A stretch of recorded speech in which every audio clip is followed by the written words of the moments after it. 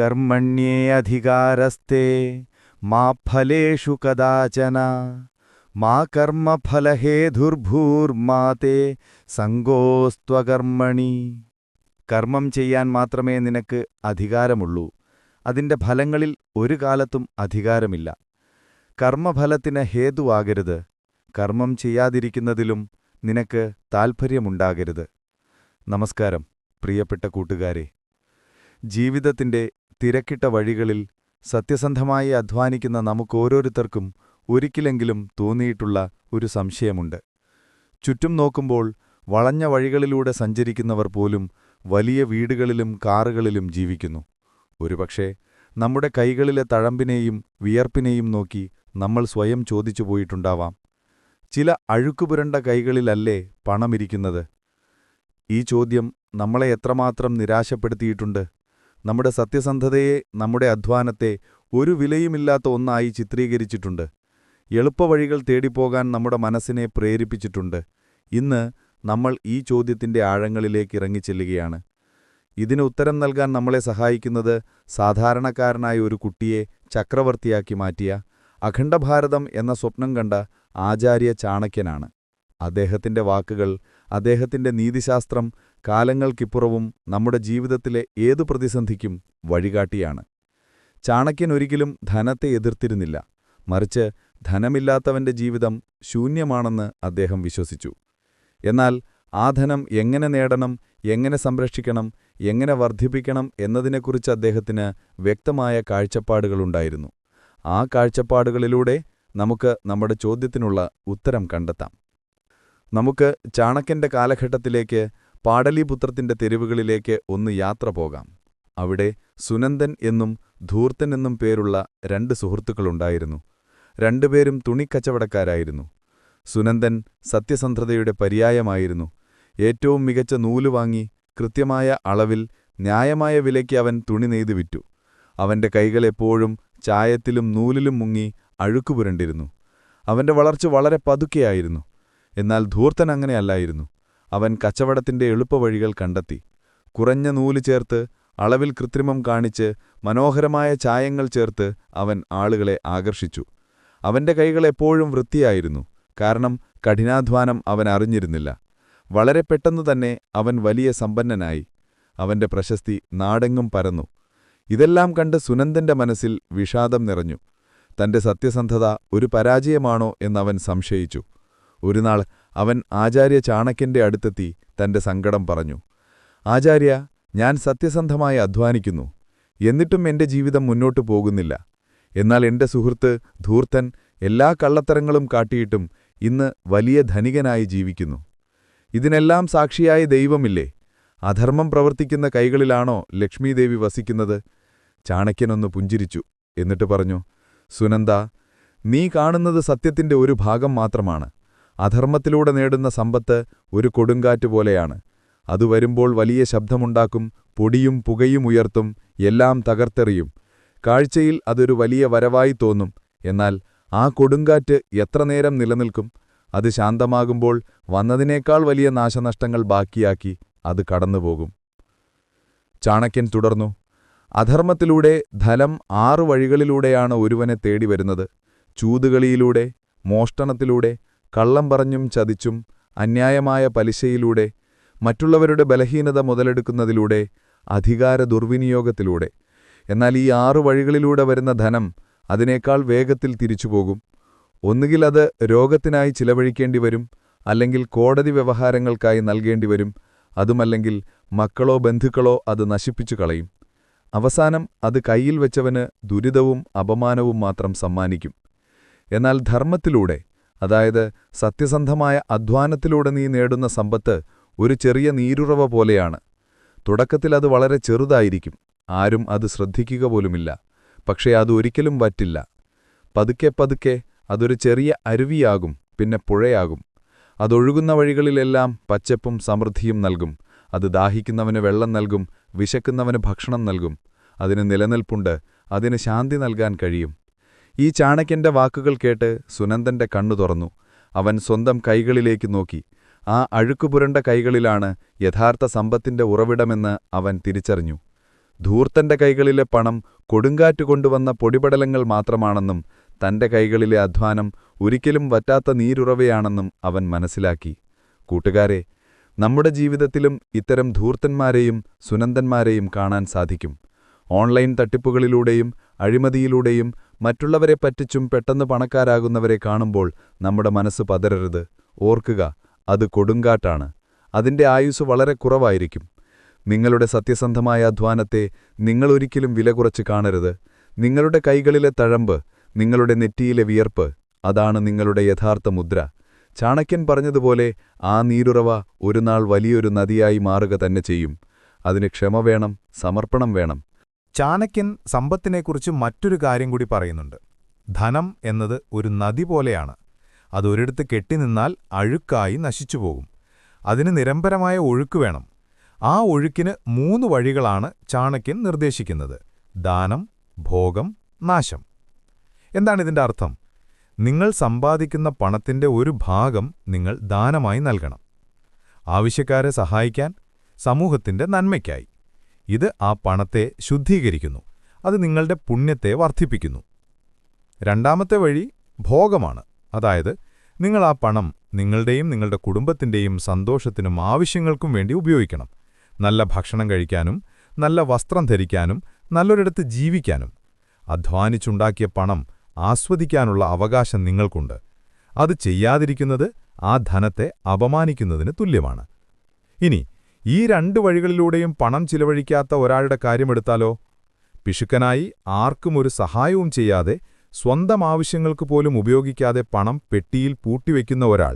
അയാളുടെ ധനത്തിന് സംഭവിക്കുന്ന 3ാമത്തെ ഗതിയാണ് നാശം. ആ പണം ഒന്നുകിൽ കള്ളന്മാർ കൊണ്ടുപോകും, അല്ലെങ്കിൽ ഭരണകൂടം കണ്ടുകെട്ടും. അതുമല്ലെങ്കിൽ കാലക്രമേണ അതിന്റെ മൂല്യം തന്നെ ഇല്ലാതാകും. അതായത്, നിങ്ങൾ ഉപയോഗിക്കാത്ത പണം നിങ്ങളുടേതല്ല, അത് നാശത്തിലേക്ക് പോയിക്കൊണ്ടിരിക്കുകയാണ്. ഇനി നമുക്ക് ധൂർത്തന്റെ കഥയിലേക്ക് മടങ്ങാം. കള്ളത്തരത്തിലൂടെ നേടിയ പണം കൊണ്ട് അയാൾ എന്തു ചെയ്തു? അയാളത് ദാനമായി നൽകിയോ? ഇല്ല. കാരണം മറ്റുള്ളവരെ സഹായിക്കാനുള്ള മനം അയാൾക്കില്ലായിരുന്നു. അയാളത് സ്വന്തം സന്തോഷത്തിനായി ഉപയോഗിച്ചോ? പുറമേക്കു നോക്കുമ്പോൾ അതെ, വലിയ വീട്, വില കൂടിയ രഥങ്ങൾ. പക്ഷേ അത് യഥാർത്ഥ ഭോഗമായിരുന്നില്ല. കാരണം ആ വീട്ടിൽ അയാൾക്ക് സമാധാനമായി ഉറങ്ങാൻ കഴിഞ്ഞില്ല. ആ രഥങ്ങളിൽ യാത്ര ചെയ്യുമ്പോൾ എപ്പോഴും ശത്രുക്കളെ ഭയന്നു. യഥാർത്ഥ സന്തോഷത്തോടെ അല്ല, മറിച്ച് മറ്റുള്ളവരെ കാണിക്കാനുള്ള അഹങ്കാരത്തോടെയാണ് അയാൾ ജീവിച്ചത്. ചാണക്യന്റെ കാഴ്ചപ്പാടിൽ അതും ഒരുതരം നാശമാണ്. കാരണം ആ ഭോഗം അയാൾക്ക് ആന്തരികമായ സന്തോഷം നൽകിയില്ല. അപ്പോൾ ധൂർത്തന്റെ പണം ഏതു വഴിയിലൂടെയാണ് ഒഴുകിയത്? 3ാമത്തെ വഴിയിലൂടെ, നാശത്തിന്റെ വഴിയിലൂടെ. അവന്റെ കച്ചവടത്തിലെ കള്ളത്തരങ്ങൾ പതിയെ പുറത്തുവരാൻ തുടങ്ങി. ആളുകൾ അവനെ ഉപേക്ഷിച്ചു. ഭരണഭടന്മാർ നികുതി വെട്ടിപ്പിന് അവനെ പിടികൂടി. അവന്റെ സമ്പാദ്യത്തിന്റെ വലിയൊരു ഭാഗം പിഴയടയ്ക്കാൻ വേണ്ടി വന്നു. മക്കൾ അവന്റെ ദുർമാർഗം പിന്തുടർന്ന് ബാക്കിയുള്ള സ്വത്തും നശിപ്പിച്ചു. അവസാനം ഒരു കൊടുങ്കാട്ടടങ്ങിയതുപോലെ ധൂർത്തൻ ഒന്നുമില്ലാത്തവനായി മാറി. അവൻ സമ്പാദിച്ച അഴുക്കുപുരണ്ട പണം അവനെ തന്നെ നശിപ്പിച്ചു. അതേസമയം സുനന്ദനോ? അവൻ തന്റെ അധ്വാനത്തിൽ നിന്ന് കിട്ടിയ ചെറിയ വരുമാനത്തിൽ നിന്നും ഒരു പങ്ക് പാവപ്പെട്ടവർക്ക് നൽകി. ബാക്കിയുള്ളതുകൊണ്ട് സന്തോഷത്തോടെ കുടുംബം പോറ്റി. അവന്റെ കച്ചവടം പതുക്കെ വളർന്നു. ആളുകളുടെ വിശ്വാസം അവൻ നേടിയെടുത്തു. ധൂർത്തൻ തകർന്നടിഞ്ഞപ്പോൾ പാടലിപുത്രത്തിലെ ഏറ്റവും വിശ്വസ്തനായ വ്യാപാരിയായി സുനന്ദൻ മാറിയിരുന്നു. അവന്റെ അഴുക്കുപുരണ്ട കൈകൾ ആ നാടിന്റെ വിശ്വാസത്തിന്റെ പ്രതീകമായി മാറി. അവന്റെ നീരുറവ ഒരു വലിയ നദിയായി മാറിയിരുന്നു. എന്റെ പ്രിയപ്പെട്ട സുഹൃത്തേ, ഈ കഥ കേൾക്കുമ്പോൾ നിങ്ങളുടെ മനസ്സിൽ ആരുടെ ചിത്രമാണ് വരുന്നത്? നിങ്ങളുടെ ചുറ്റുമുള്ള ധൂർത്തന്മാരുടെയോ അതോ കണ്ണാടിയിൽ നിങ്ങൾ കാണുന്ന സുനന്ദന്റെയോ? മറ്റൊരാളുടെ കയ്യിലെ എളുപ്പത്തിൽ കിട്ടിയ പണം കണ്ട് ഒരു നിമിഷം പോലും നിങ്ങളുടെ സത്യസന്ധതയെ സംശയിക്കരുത്. ആ പണത്തിന് ആയുസ്സില്ല. അതിനെ ശാന്തി നൽകാൻ കഴിവില്ല. അത് അതിന്റെ ഉടമയെ തന്നെ കാർന്നു തിന്നുന്ന ഒരു ചിതലാണ്. പക്ഷേ നിങ്ങളൊരു ഡ്രൈവറായിരിക്കാം, ഒരു അധ്യാപകൻ, ഒരു IT പ്രൊഫഷണൽ, ഒരു കർഷകൻ, അല്ലെങ്കിൽ സ്വന്തമായി ഒരു ചെറിയ കട നടത്തുന്ന ആളായിരിക്കാം. നിങ്ങളുടെ കൈകൾ അഴുക്കുപുരണ്ടതായിരിക്കാം. നിങ്ങളുടെ വിയർപ്പിന് ഉപ്പിന്റെ രസമുണ്ടാകാം. പക്ഷേ രാത്രിയിൽ നിങ്ങൾ തലയിണയിൽ തലവെക്കുമ്പോൾ കിട്ടുന്ന ആ സമാധാനപരമായ ഉറക്കമുണ്ടല്ലോ, അതാണ് ലോകത്തിലെ ഏറ്റവും വലിയ സമ്പത്ത്. കോടികൾ കയ്യിലുള്ള ധൂർത്തന്മാർക്ക് സ്വപ്നം കാണാൻ പോലും പറ്റാത്ത സമ്പത്ത്. ചാണക്യൻ പറയുന്നു, ലക്ഷ്മീദേവി ചഞ്ചലയാണ്. അവൾ ഒരിടത്തും സ്ഥിരമായി നിൽക്കില്ല. എന്നാൽ അവൾക്ക് ചില കാര്യങ്ങളിൽ നിർബന്ധമുണ്ട്. അധ്വാനിക്കുന്ന, സത്യസന്ധനായ, വൃത്തിയും വിവേകവുമുള്ള, ധർമ്മമനുസരിച്ച് ജീവിക്കുന്ന മനുഷ്യന്റെ കൂടെ വസിക്കാനാണ് അവൾക്കിഷ്ടം. അങ്ങനെയുള്ളവരുടെ കൈകളിൽ അവൾ ഐശ്വര്യം നിറയ്ക്കും. ആ ഐശ്വര്യം തലമുറകളോളം നിലനിൽക്കും. ഇവിടെയാണ് നമ്മൾ ഏറ്റവും പ്രധാനപ്പെട്ട ഒരു കാര്യം മനസ്സിലാക്കേണ്ടത്. ചാണക്യൻ ഒരിക്കലും എളുപ്പത്തിൽ പണമുണ്ടാക്കുന്നതിനെ എതിർത്തിരുന്നില്ല. പക്ഷേ ആ എളുപ്പവഴി ധാർമ്മികമായിരിക്കണം എന്ന് നിർബന്ധമുണ്ടായിരുന്നു. നിങ്ങളുടെ ബുദ്ധികൊണ്ടും അറിവുകൊണ്ടും കഴിവിന്റെ മികവുകൊണ്ടും മറ്റുള്ളവരെക്കാൾ വേഗത്തിൽ നിങ്ങൾക്ക് ധനം സമ്പാദിക്കാൻ കഴിഞ്ഞേക്കാം. അതിൽ തെറ്റില്ല. ഉദാഹരണത്തിന്, ഒരേ ജോലി ചെയ്യുന്ന രണ്ടുപേരിൽ ഒരാൾ കൂടുതൽ വേഗത്തിലും ഭംഗിയിലും അത് പൂർത്തിയാക്കുന്നുവെങ്കിൽ അയാൾക്ക് കൂടുതൽ പ്രതിഫലം ലഭിക്കുന്നത് സ്വാഭാവികമാണ്. അത് അധർമ്മമല്ല, മറിച്ച് കഴിവിന്റെ അംഗീകാരമാണ്. എന്നാൽ മറ്റൊരാരെ ചതിച്ചുകൊണ്ടോ മോഷ്ടിച്ചുകൊണ്ടോ കള്ളം പറഞ്ഞുകൊണ്ടോ ആണ് നിങ്ങൾ ആ വേഗത കൈവരിക്കുന്നതെങ്കിൽ അവിടെയാണ് പ്രശ്നം ആരംഭിക്കുന്നത്. അതാണ് ചാണക്യൻ എതിർത്ത അഴുക്ക് പുരണ്ട പണം. കാരണം ആ പണത്തിന് നിങ്ങളുടെ കഴിവിന്റെ വിലയില്ല, മറിച്ച് മറ്റൊരാളുടെ നഷ്ടത്തിന്റെ വേദനയുണ്ട്. അത്തരം പണം നിങ്ങളുടെ കൈകളിൽ നിൽക്കുന്നതെന്ന് മാത്രമല്ല, അത് നിങ്ങളുടെ സമാധാനത്തെയും നശിപ്പിക്കും. ചാണക്യൻ ഒരു രാഷ്ട്രതന്ത്രജ്ഞൻ കൂടിയായിരുന്നു. അദ്ദേഹം പറയുന്നു, ഒരു രാജ്യത്തിന്റെ നിലനിൽപ്പ് അതിന്റെ സാമ്പത്തിക ഭദ്രതയിലാണ്. ആ സാമ്പത്തിക ഭദ്രതയുടെ അടിസ്ഥാനം സത്യസന്ധമായി അധ്വാനിക്കുന്ന സാധാരണ പൗരന്മാരാണ്. കള്ളന്മാരും ചതിയന്മാരും ഒരു രാജ്യത്ത് വർദ്ധിക്കുമ്പോൾ ആ രാജ്യത്തിന്റെ സമ്പദ്വ്യവസ്ഥ തകരും. ആളുകൾക്ക് പരസ്പരം വിശ്വാസമില്ലാതാകും. കച്ചവടം നടക്കില്ല. രാജ്യം ദാരിദ്ര്യത്തിലേക്ക് കൂപ്പുകുഴുക്കും. ഇത് നമ്മുടെ വ്യക്തിജീവിതത്തിനും ബാധകമാണ്. നിങ്ങളൊരു ചതിയനാണെങ്കിൽ ആളുകൾ എത്രകാലം നിങ്ങളെ വിശ്വസിക്കും? ഒന്നോ രണ്ടോ തവണ നിങ്ങൾക്ക് മറ്റൊരാളെ പറ്റിക്കാൻ കഴിഞ്ഞേക്കാം. എന്നാൽ ആ വാർത്ത കാട്ടുതീ പോലെ പടരും. പതിയെ പതിയെ ആളുകൾ നിങ്ങളിൽ നിന്ന് അകന്നുമാറും. നിങ്ങളുടെ കച്ചവടം തകരും. നിങ്ങളുടെ അഴുക്കുപുരണ്ട കൈകളിൽ നിന്ന് എന്തെങ്കിലും വാങ്ങാൻ ആളുകൾ മടിക്കും. അവസാനം നിങ്ങൾ ഒറ്റപ്പെടും. ആ ഒറ്റപ്പെടലാണ് ഏറ്റവും വലിയ ദാരിദ്ര്യം. എന്നാൽ നിങ്ങൾ സുനന്ദനെപ്പോലെ സത്യസന്ധനാണെങ്കിലോ? തുടക്കത്തിൽ നിങ്ങളുടെ വളർച്ച പതുക്കെയായിരിക്കാം. ആളുകൾ നിങ്ങളെ ശ്രദ്ധിച്ചില്ലെന്ന് വരാം. പക്ഷേ നിങ്ങളുടെ സേവനത്തിന്റെയോ ഉൽപ്പന്നത്തിന്റെയോ ഗുണമേന്മ അനുഭവിക്കുന്ന ഓരോരുത്തരും നിങ്ങളുടെ പ്രചാരകരായി മാറും. അവർ മറ്റുള്ളവരോട് നിങ്ങളെക്കുറിച്ച് പറയും. അങ്ങനെ യാതൊരു പരസ്യവുമില്ലാതെ തന്നെ നിങ്ങളുടെ കീർത്തി വളരും. ആളുകൾ നിങ്ങളെ തേടിവരും. നിങ്ങളുടെ അഴുക്കുപുരണ്ട കൈകൾ കൊണ്ട് നിർമ്മിച്ചതിനു വേണ്ടി അവർ കാത്തുനിൽക്കും. കാരണം ആ കൈകളിൽ അവർക്ക് വിശ്വാസമുണ്ട്. ആ വിശ്വാസമാണ് ലോകത്തിലെ ഏറ്റവും വലിയ മൂലധനം. അതുകൊണ്ട് പ്രിയപ്പെട്ട കൂട്ടുകാരെ, നമ്മുടെ ചോദ്യത്തിലേക്ക് നമുക്ക് വീണ്ടും വരാം. ചില അഴുക്കുപുരണ്ട കൈകളിലല്ലേ പണമിരിക്കുന്നത്? അതെ, ഇരിക്കുന്നുണ്ട്. പക്ഷേ ഏതു തരം അഴുക്കാണ് ആ കൈകളിലെന്ന് നമ്മൾ തിരിച്ചറിയണം.